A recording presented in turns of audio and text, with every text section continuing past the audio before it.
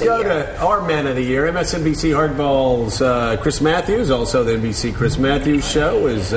So you got to watch every Sunday. You have to. It's got to be on your schedule. He's got the greatest book ever. Chris, we're talking about transitions. Right. What does Obama need to do to set the right tone in this transition, other than first of all, I think jobs to people that are going to take them? Richard Stengel, isn't Nixon the record holder with 55 covers on time? Yes. I thought he had 55. Yeah, Richard Nixon is the record holder, the most covers of any single human being on time. Chris would know that. And here's Newsweek today, keeping up. There's Newsweek. Just got it at home today. God, you're a hater, Chris Matthews. You're a hater. Now, Chris, where is that picture taken from? That's what I want to know. I think it's about 2 years old. Yeah, I think you guys know. Here we go.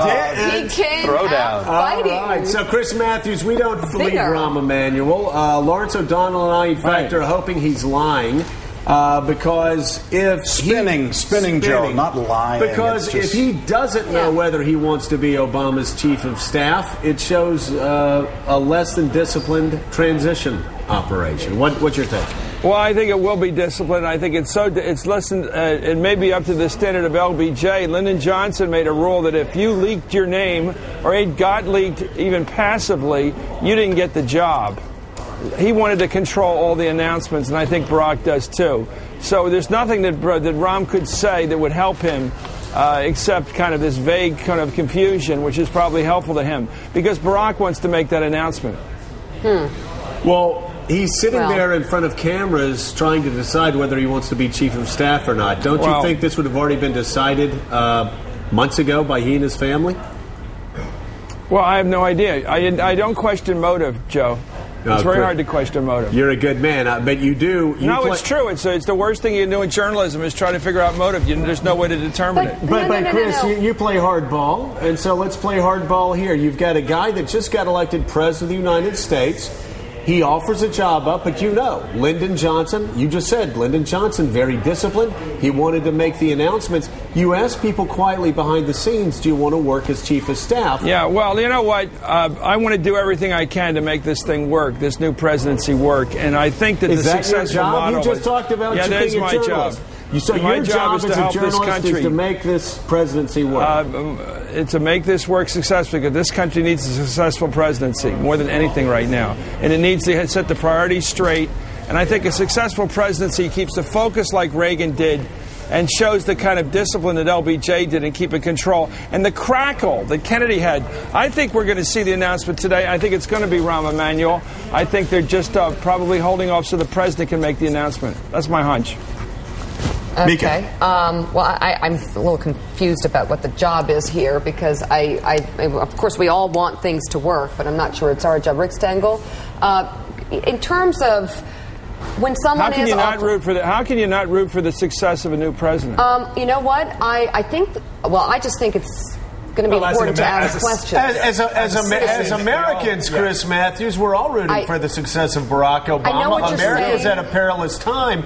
But you just talked about being a journalist, and your job as a journalist is not to question motives. And then 2 seconds later, you said your job was to make this presidency a success. We're just I think so. I think we need a successful presidency. And at the beginning, I think both sides, especially John McCain, who seems to be trying to help, I think we need a bipartisan attempt, and I think that's what we're going to get.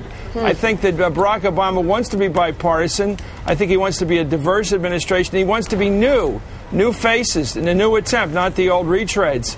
I think it's going to be a very effective effort, but I don't think... why would anybody not wish him well? I don't understand. We all wish him well. We just don't think it's our job to make this work any more than it was a journalist's job to make the Iraq War have a successful launch.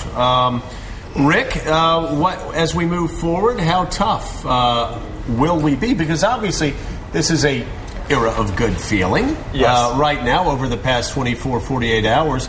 But do journalists make the same mistakes that we made in 2002 and not ask the tough questions? Well, you have to. I mean, Walter Cronkite once famously said that journalists are skeptical so the public doesn't become cynical.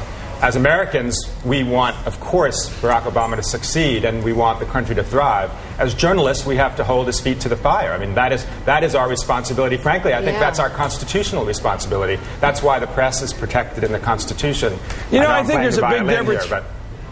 I think there's a big difference, Richard, between trying to argue over policy, which we're going to definitely have to do, and question it and be skeptical about the right policy in terms of health care, in terms of getting the fiscal house in order. All that is appropriate debate, Joe, and you and I agree on this. We're just dithering here. But whether there's an effective rollout of cabinet people, whether there's an effective execution, I think that's all in our interest, that there be an effective one. Did this administration take office with some crackle, with some discipline, without having a lot of distractions? I think that's in the national interest. I think that's all of us. Yeah, I don't disagree with that. What I would argue, though, this morning, if we're discussing whether Rahm Emanuel should have gone on television or not, I mean, that's the same sort of distractions we got distracted by during the election, in the sense that it's not a big issue. I mean, Barack Obama has the worst inbox of any president since FDR. In fact, we have a great story about the 5 big things he needs to do. And discussing, whether Rahm Emanuel should have gone on television or not seems like, well, that's pretty small bore.